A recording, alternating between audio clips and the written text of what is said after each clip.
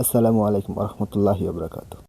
প্রতি বছরের মতো চাচাদের সাথে চলে এলাম আমাদের পুকুর থেকে মাছ ধরার জন্য।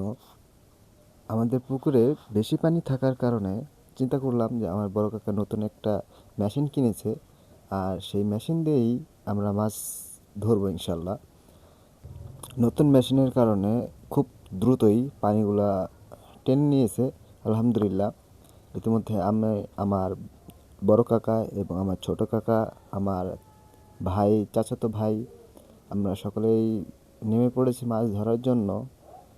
প্রতি বছরে একদিন ধরা হয় এই পুকুরেই, কিন্তু গত বছর আমি ধরতে পারি নাই ব্যস্ততা থাকার কারণে। আমার বড় কাকা এবং ছোট কাকা, এই চাচাতো ভাই, তারাই ধরেছিল আলহামদুলিল্লাহ।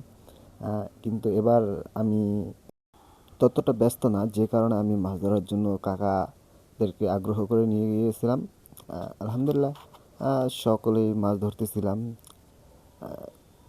আমি ততটা মাছ পাই নাই। আমার বড় ভাইয়া, আমার বড় কাকা, তারা হচ্ছে প্রতি বছর মাছ ধরে।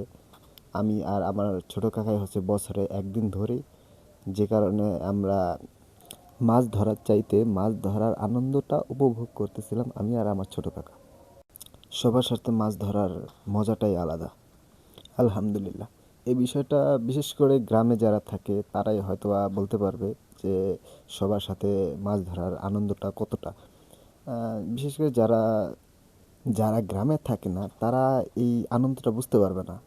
আলহামদুলিল্লাহ, আমাদের মাছ ধরার শেষ পর্যায়ে কিন্তু এবার হয়তোবা মাছ খুব কম, কারণ আমরা গত বছর যা কাকা দিয়েছিল আমাদের, তার থেকেও হয়তোবা কম হবে আমরা এবার পেয়েছি। তারপরে শুক্রিয়া আলহামদুলিল্লাহ, যতটা পেয়েছি আলহামদুলিল্লাহ।